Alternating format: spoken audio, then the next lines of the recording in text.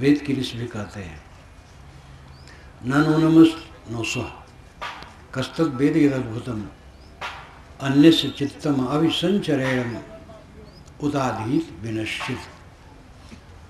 न नूनम अस्ति, नूनम का अर्थ है निश्चित, वर्तमान निश्चित है। ऋषि कहते हैं न अस्ति, नहीं है। देखो ये सभा बैठी है, कुछ मिनट में उठ जाएगी। इस सभा का अहंकार मैं क्या करूं? इतने लोग मुझे सुनने आए, क्या अहंकार करूं? अभी उठ के चले जाएंगे। न नूनम अस्ति नो स्व, स्व का मतलब होता अगला कल। जैसे आज रविवार है, कल सोमवार है, अगले कल को स्व कहते हैं। ऋषि कहते वो भी नहीं है, आएगा और लौट चला जाएगा। कस्तद वेद यदद्भुतम, जो अद्भुत है उसको हम कैसे जाने? एक वैज्ञानिक ने लिखा है कि एक परमाणु को भी ठीक से कोई जान लेगा, यह हमें विश्वास नहीं है। कस्तद वेद यदद्भुतम अन्यस्य चित्तम अभिसंचरेणम, जो साथी बराती की चित्त हैं अभिसंचरेणम, बहुत चंचल है, पता नहीं उनका मन क्या पकाता है। उताधीत विनश्चित, और जो पढ़ो गुनो याद करो भूल जाता है।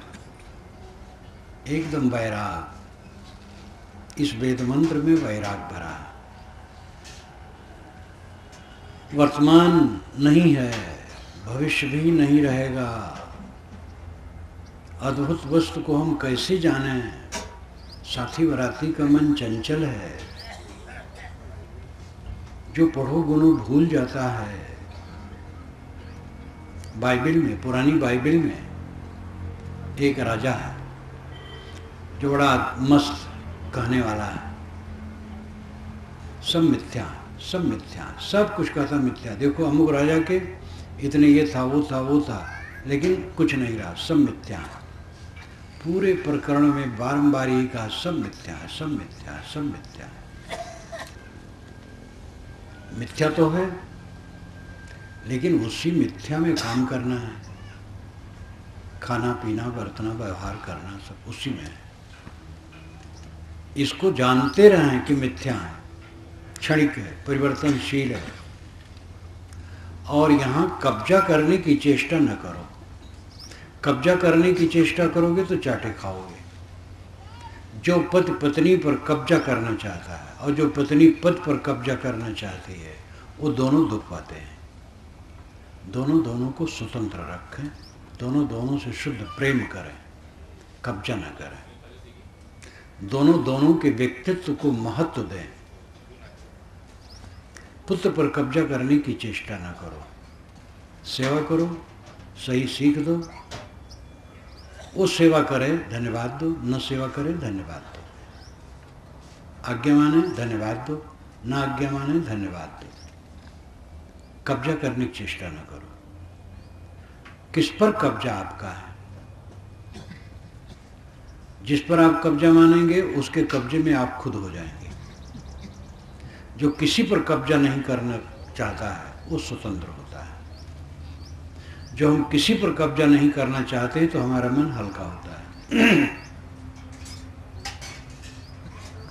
सर्वत्र शिकायत है, शिकायत शिकायत शिकायत, स्वभाव नहीं मिलता है, झगड़ा हो जाता है।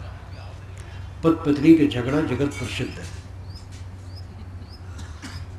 जो दंपति हमसे मिलते हैं, परिचित हैं, उनसे पूछता हूँ, ज़्यादातर देवियों से पूछता हूँ, तुम्हारे देवता झगड़ते तो नहीं? ज़्यादा देवता लोग झगड़ते हैं। ये लोग गरमाए रहते हैं और आकर के सारी गर्मी इन्हीं पर उतारते हैं, और ये बेचारी चुप सुन करके जीत जाती है। जो चुप रहेगा वही जीत जाएगा, जो बड़बड़ाएगा वो हारेगा, जो शांत रहेगा वो जीत जाएगा। कोई भी हो, देवियां भी कुछ ऐसी होती हैं जो पुरुष को जाते तर की चूहिया बना देती, ऐसी हैं, होती हैं। मुलाकात भी मुझसे है। दोनों जब मिलने आवें तो पति बेचारे चुपचाप बैठे रहे, वो बोल नहीं सकते थे। वही बोलती थी, अगर बीच में बोल दे तो डपट रहती थी। और सेठ थे, सामान्य नहीं थे, धनी आदमी थे, विदेश भी हो आए थे, लेकिन अब विदेश क्या करेगा। स्वभाव संसार का ऐसा चक्कर है, सुख से रहना चाहो तो सहना सीखो। सहना परम साधना है। सहने वाला मुक्त होता है, उलझने वाला बंधन में रहता है। सहना ही साधना की परिपक्व अवस्था है। कबीर साहब के ऊपर कितनी विपत्ति आई। कबीर कसौटी आप पढ़ें, उसमें अतिशयोक्तियाँ हैं, लेकिन विरोध बहुत आया, क्योंकि वो सीधा कहते थे। इस दुनिया में कबीर एक ऐसे संत हुए हैं कि ज्यों का त्यों सीधा कहने वाला, डर नहीं।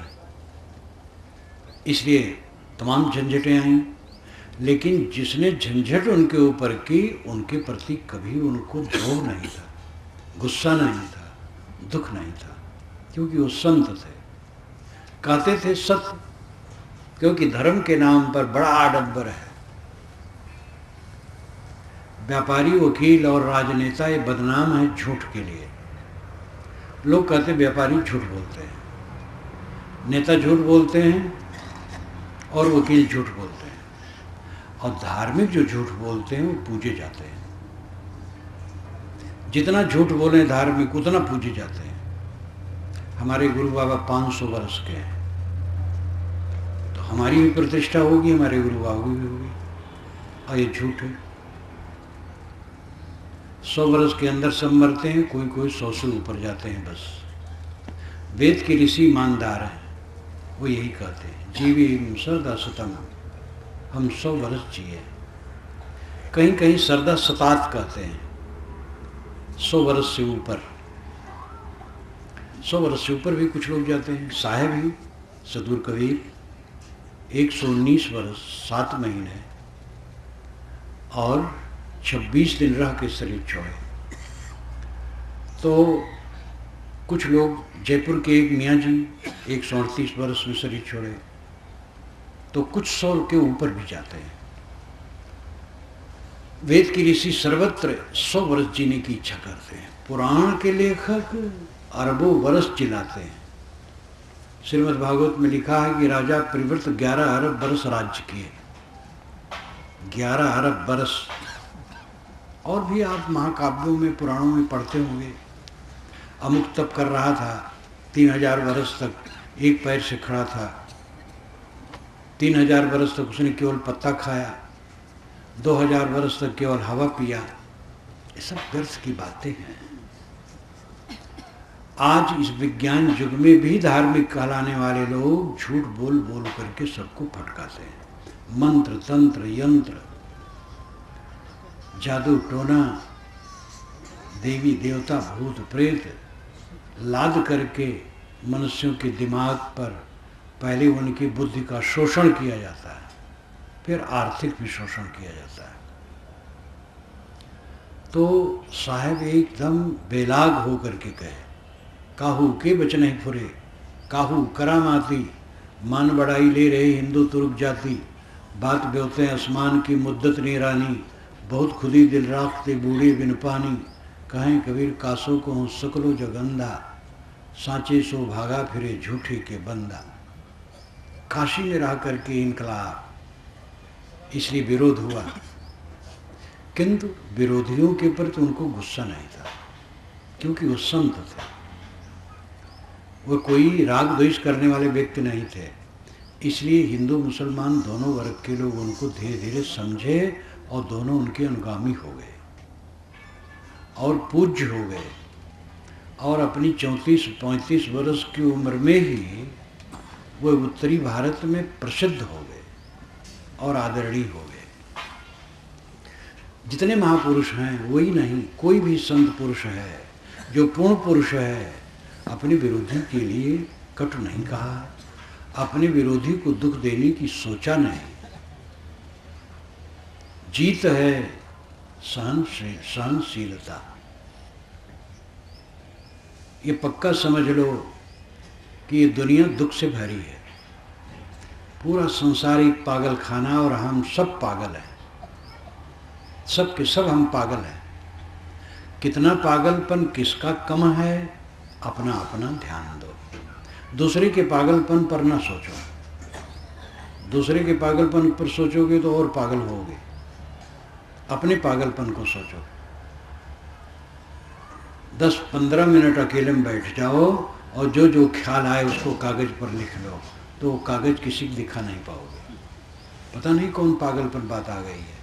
ईमानदारी से लिखते जाओ तो 15 मिनट में जितना लिख लोगे दिखा नहीं पाओगे। अगर किसी का मन बिल्कुल निर्मल है, वैसा कुछ नहीं आता है, तो धन्य है, उसके लिए तो कुछ कहना ही नहीं है।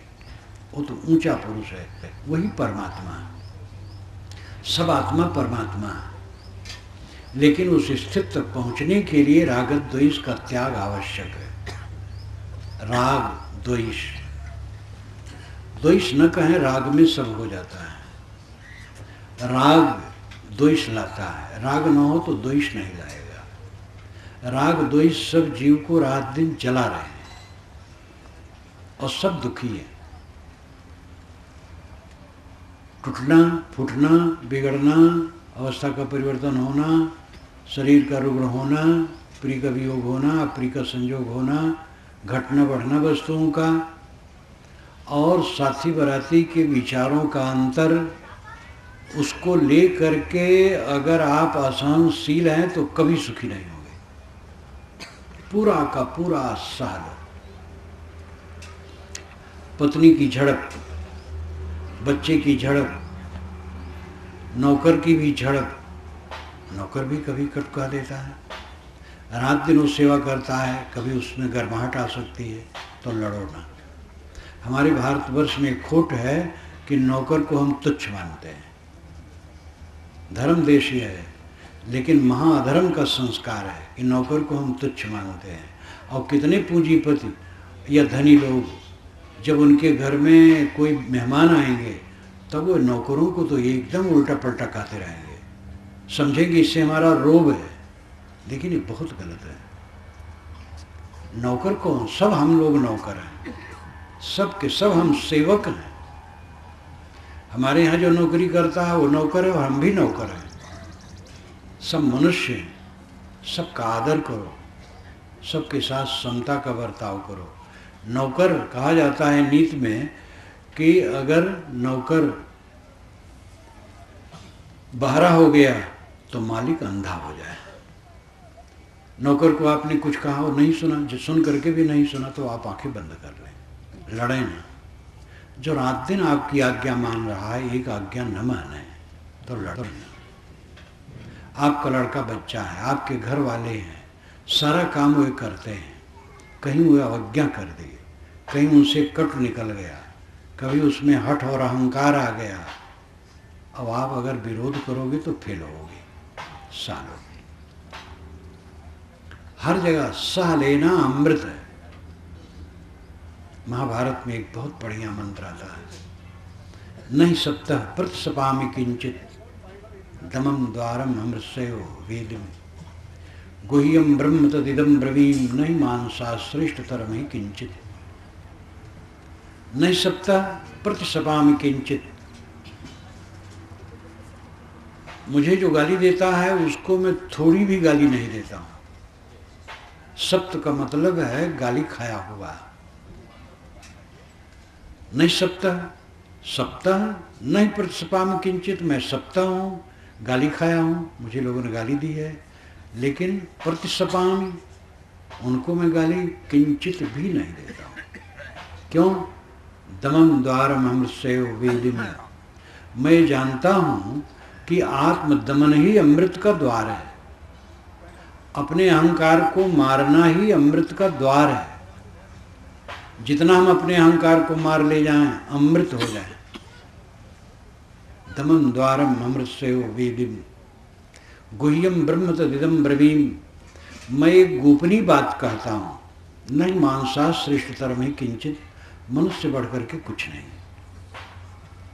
मनुष्य बढ़कर के कौन है? सारे शास्त्रों का रचयिता कौन है? वेद से लेके बाइबिल, कुरान, जिंदावेस्ता और समस्त शास्त्रों का रचयिता कौन है? सारे ज्ञान विज्ञान का विकासक कौन है? और सब कुछ जितना ज्ञान के क्षेत्र में चल रहा उसका कौन प्रेरक, कौन करने वाला? मनुष्य। दुर्भाग्य है कि मनुष्य को तुच्छ कहा गया है। मनुष्य तो तुच्छ है। श्रेष्ठ कौन है? ईश्वर। ईश्वर ने कब आकर के कहा मैं श्रेष्ठ हूं, तुम लोग तुच्छ हो? ये आप ही का अबोध है जो अपनी मनुष्यता को नहीं समझते हैं। ईश्वरत्व मनुष्यता में फलता है। मनुष्य से अलग ईश्वर कहीं घटता नहीं। जीव से अलग कहीं शिवत्व की घटना नहीं होती है। लेकिन आदमी अपने अविवेक से मनुष्य को तुच्छ कहा। सदगुरु कबीर ने कहा मानुष तेरा गुण बड़ा। और इतना ही नहीं, उन्होंने कहा मानुष हुई के न हुआ, जो मनुष्य हुआ तो अमृत हो गया। मनुष्य मननात् मनुष्य, मनन करने के कारण से प्राणी मनुष्य कहलाता है। जो मननशील हो, मननशील वह है जो सारे विचारों को सामने रख करके देखता है, समझता है और शांत रहता है। जो विचारों को देखेगा, समझेगा, वो शांत रहेगा, उलझेगा नहीं। मननशीलता का अर्थ ही है उद्वेगित न होना। उद्वेग के कारण चारों तरफ हैं और जीवन भर रहेंगे, बचेंगे नहीं आप।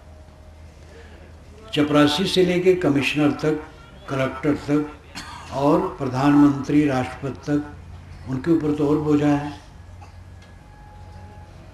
सब इसी संसार में तो जी रहे हैं। अम्बु की रात समुद्र की खाई में, भंवर जाल में सब आसन माड़े हैं। चाहत सुख दुख संग न छाड़ा। सुख चाहते हैं लेकिन दुख साथ नहीं छोड़ता है, क्योंकि दुख का मर्म न काहू पाया। सुख और दुख का भेद लोग समझ नहीं पाते हैं। बहुत भांति के जग भरमाया और जगत में भटक रहे हैं सुख के लिए। आपन बाउर आप सयाना। साहब कहते तुम स्वयं अपने को न समझ करके पागल हो। अपने को समझ लो तो बुद्धिमान हो, ज्ञानी हो। हृदय बसे ते ही राम न जाना। सबके हृदय में राम बसता है, परमात्मा बसता है, लेकिन लोग नहीं समझते हैं। परमात्मा, राम, ब्रह्म, गॉड, खुदा, अल्लाह अनेक उच्च शब्दों से जिसकी हम याद करते हैं, वो आपके अंदर है। वो आपका अस्तित्व है, वो आप हैं। प्राय कहा जाता है कि मनुष्य जो करता है ईश्वर करता है। तो ईश्वर करता है तो शरीर में ईश्वर ही करता है, तो जीव कुछ नहीं है, फिर ईश्वर करता है।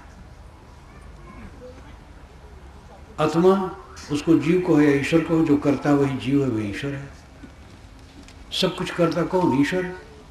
सब घट में जो बैठा है वो ईश्वर, और उसी को हम कोई जीव कहते हैं, कोई आत्मा कहते हैं। जीव, ईश्वर, परमात्मा, ब्रह्म अलग अलग कुछ नहीं है। ये सब शब्दों का पकवान है। जो दृष्टा है, अस्ति कश्चित स्वयं नित्यम अहम प्रत्यलंबना अवस्था त्रय साक्षी सन। अस्ति कश्चित स्वयं नित्यम अहम प्रत्यलंबना। स्वामी शंकराचार्य जी कहते हैं अस्ति है कश्चित कोई, स्वयं खुद, नित्यम सदा, अहम मैं, प्रत्यय बोध, लंबना आधार। अहम बोध का आधार कोई निश्चित स्वयं सत्ता है।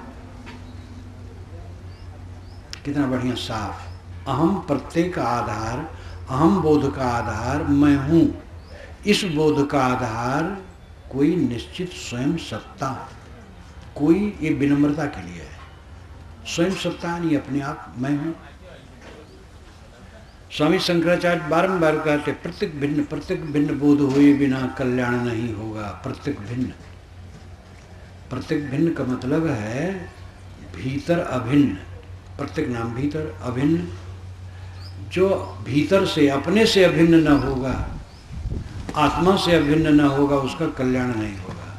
आत्मा से भिन्न कल्याण नहीं है, आत्मा से अभिन्न होने में कल्याण है। अपने को पहचानो, अपने को समझो। भोग और परमात्मा पाने के लिए हम भटक रहे हैं। भोग झूठा है, भोग दुख देता है। शरीर का गुजर करो और इंद्रियों को उत्तेजित न करो, अहंकार न करो। भोग की इच्छा और प्रतिष्ठा की इच्छा ये दोनों रुलाती हैं, इनको संभालो। जितना अपने को संभालोगे सुखी होगे। हम भटक रहे हैं, चारों तरफ हाथ पैर मार रहे हैं सुख के लिए, और भागते भागते भागते भागते गिरते हैं और मर जाते हैं, सुख नहीं मिलता।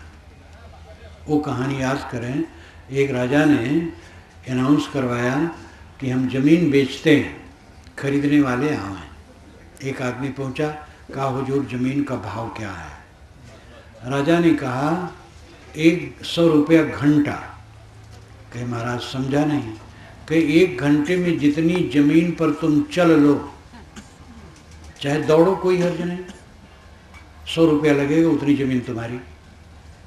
एक जगह पत्थर गाड़ा गया और दौड़ना शुरू किया, पैसा वाला था, और दौड़ ले और दौड़ ले और दौड़ ले। दौड़ते दौड़ते एक जगह गिरा और मर गया। तो वही लोग गाड़ दी, कही इसकी ज़मीन है। ये कहानी है। हम लोग दौड़ रहे दौड़ रहे दौड़ रहे, बस एक जगह गिर के मर जाएंगे, बस वही ज़मीन हमारी। जितनी ज़मीन पर हमारा रजिस्ट्रेशन होता है, उस ज़मीन पर असंख्य लोगों का रजिस्ट्रेशन हो चुका है, और असंख्य लोगों का रजिस्ट्रेशन होगा। रजिस्ट्रेशन एक व्यवहार है। आप ज़मीन खरीदें तो ज़रूर रजिस्ट्री करा लें, क्योंकि व्यवहार है, नहीं तो फिर वहाँ से उठा दिए जाएंगे। परंतु ये समझे रहें, इस रजिस्ट्री का अहंकार न करें। असंख्य लोगों के नाम से इसकी रजिस्ट्री हो चुकी है, और आगे असंख्य लोगों की होती रहेगी। यदपते क्वागता मथुरापुरी, रघुपते क्वागतोत्तर कौशला, इत विचिंत मन कुरसु स्थिरम नस्लिदम जगतित्यवधारे। रूप गोस्वामी ने कहा, चैतन्य महाप्रभु के शिष्य, उन्होंने कहा यदुपते क्वागता मथुरापुरी, यदुपति श्री कृष्ण महाराज के मथुरापुरी का ऐश्वर्य कहाँ गया। वे स्वयं बेचारे मथुरा छोड़ दिए। जब उन्होंने कंस मामा को मारा, कंस की आंखों में कृष्ण खटकते थे, तो कृष्ण महाराज तो बहुत कुशल थे, पहले उनको पीट लिए। लेकिन मार देने से समाधान थोड़े होता है। अस्त्र प्राप्त, उनकी 2 पत्नियां थीं। वो जरासंध नरेश की पुत्री थी, और जरासंध मगध नरेश इतना प्रतापवान था कि एशिया के राजा उसके सामने सिर झुकाते थे। उसने 17 चढ़ाइयाँ की, और कृष्ण और बलराम को बच्चा समझ के मारता नहीं था। निर्णायक लड़ाई नहीं हुई, तो श्री कृष्ण महाराज ने यादवों की मीटिंग की। हरिवंश पुराण में आता है, हरिवंश पुराण श्री कृष्ण से काफ़ी जुड़ा हुआ माना जाता है, और महाभारत का परिशिष्ट भाग माना जाता है। उन्होंने श्री कृष्ण महाराज ने यादवों के बीच में कहा कि 100 वर्ष हम लड़ें तो भी जरासंध से पार नहीं पाएंगे, इसलिए मथुरा छोड़ देना। आप सोचिए, अहमदाबाद से आपको कहे कि आप घर छोड़ के जाइए, कितना कष्ट होगा। भगवान कृष्ण को पूरे परिवार सहित छोड़ देना पड़ा। द्वारिका गए, द्वारिका में भी भेंट द्वारिका, और गहरे में, पानी के बीच में भागे तो ऐसा भागे। जब मैं वहाँ गया तो मन में कल्पना करने लगा कि भगवान कृष्ण को अगर नौका मिलती तो चले जाते अरब। गुजरात में ही था, तो देवियाँ भजन गाने लगी, रण छोड़ भगवान, रण छोड़ भगवान। तो जब भजन गा ली तो मैंने कहा, रण छोड़ की क्या वीरता है, लड़ते लड़ते शहीद हो जाते तो गाने जो भाग खड़े हुए क्या गाती हो, तो सब हंसने लगी। लेकिन नीति में भी कहा है, जहाँ समझ में आवे भागना भी चाहिए। श्री कृष्ण महाराज कुशल थे, भाग खड़े हुए, और अंततः द्वारिका की क्या दशा हुई जानते हो? पूरे यादवों का विनाश। लेकिन कृष्ण की बंसी बजती रही। उस अवस्था में जब पूरे यादवों का विनाश हो गया है, वे पेड़ के नीचे बैठ के तप कर रहे थे। एक कोई घर का आदमी मर जाए तो चैन नहीं पड़ता है, पूरा विनाश के बाद वो तप कर रहे थे। ये उनकी असली वंशी है। तो यदुपते क्वागता मथुरापुरी, रघुपते क्वागतोत्तर कौशला। रघुपत श्री रामचंद्र जी के उत्तर कौशल का ऐश्वर्य कहाँ गया? आप अगर अयोध्या जाएं आप तो क्या पाएं? मंदिर हैं संतों के बस। आप अपने लिए सोचिए, बड़े बड़े ऐश्वर्य लीन हो गए, हम लोगों के साथ क्या रहेगा? हमें क्या करना चाहिए? अपने को समझो, अपने को संभालो। दुख है संसार में, सबसे बड़ा दुख है मन का न होना। ये हमारी अविद्या का परिणाम है। मन के अनुकूल न चाहो, जो है वैसा मन बनाओ, समाधान करो। चार लोग साथ में हैं, सबका स्वभाव अलग है। कोई तामसी है, कोई राजसी है, कोई सात्सी है, कोई हठीला है, कोई नरम है। सबको सरलता से निभाने की चेष्टा करो, अहंकार न करो। अहंकार करोगे उतना दुख पाओगे। जब सांप चारों तरफ से आँख से घिर जाता है तो फनफनाता है और ऐंठ ऐंठ के जलता है। हम लोग अहंकार में फनफनाते, ऐंठ ऐंठ के जलते और क्या करते हैं? अगर अहंकार दूर हो गया तो शीतल हो गए। प्राणियों के स्वभाव को आप बदल सकते हो, अपने स्वभाव को तो बदल नहीं पाते हो। दूसरे के स्वभाव को बदल दोगे? अपने स्वभाव को बदलो, सबकी सौ बस अमृत तब जानिया जब जीवत मुआ। कबीर साहब की एक छोटी पंक्ति है, तब जानिया जब जीवत मुआ, जीवन को तब जाना जब जीते जीते मर गया। ये जीते जीते मरना क्या है? अगर आप घर में गए और आपकी देवी किसी कारणवश गर्म थी और गर्म बोल दिया उसने, तो आप मर जाएं। मर जाने का मतलब क्या है? चुप। देवी अपने आप ठंडी हो जाएगी, उसको पश्चाताप करना पड़ेगा कि मैंने गलत किया। अगर आप भी गर्मा गए तो लंका कांड शुरू। इसलिए एक की गर्माहट अगर है, आवत गारी एक है, उलटत होए अनेक। कहीं कबीर ना उलटिए, वही एक की एक। संतों ने तो सब कह दिया है, लेकिन हम उसका आचरण करें तब तो होगा। सुखी रहने का हमारा अधिकार है, सब समय सुखी रहें। हमारा मन बेचैन है, असंतुष्ट है, उथल पुथल में है, और हमें लगता है कि ये उथल पुथल रहेगा ही, क्योंकि साथी लोग ऐसे हैं, चीज़ ऐसी गड़बड़ हो गई, स्वास्थ्य ठीक नहीं है, अमुक ने हमारा अपमान कर दिया है। ये सब निमित्त जीवन भर रहेंगे, अब आप कभी सुखी नहीं होंगे। ये समझ लीजिए, चाहे जो हो आप सुखी रहें। चाहे जो हो, हमें गाली दे, जो हमें गाली देता है उसको हमें कहना चाहिए भैया और जोर से गाली दो, बस गाली मर गई। जो हमारा अपमान करता है कह देना चाहिए कि आप और अपमान कीजिए। साथी बराती में ही झगड़ा है, अपने साथ वालों में ही कलह होता है। कलह में स्वर्ग नहीं होता है और स्वर्ग में कलह नहीं होता है। जो कलह करता है वो नरक में जीता है, और जो प्रेम में जीता है वो स्वर्ग में जीता है।